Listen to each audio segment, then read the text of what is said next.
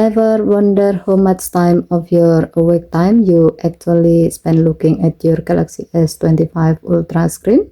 Digital Wellbeing gives you a clear breakdown.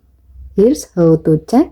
Go to Setting, swipe down from the top right corner of the screen to open up the Quick Settings panel, and then tap Settings icon. Scroll down the screen to find Digital Wellbeing and Parental Controls, and then tap it. Tap Weekly Report at the top right. Scroll down to the Awake Time Usage section.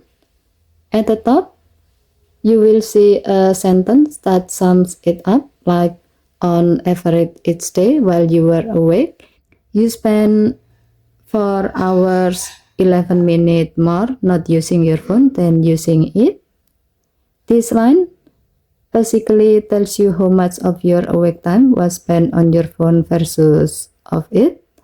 Below that is a color bar, blue for screen on with total hours and minutes shown just below, and gray for screen off, also with a total hours and minutes shown.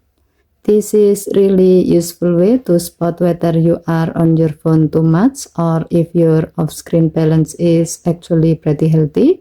It's like a reality check for your daily habit.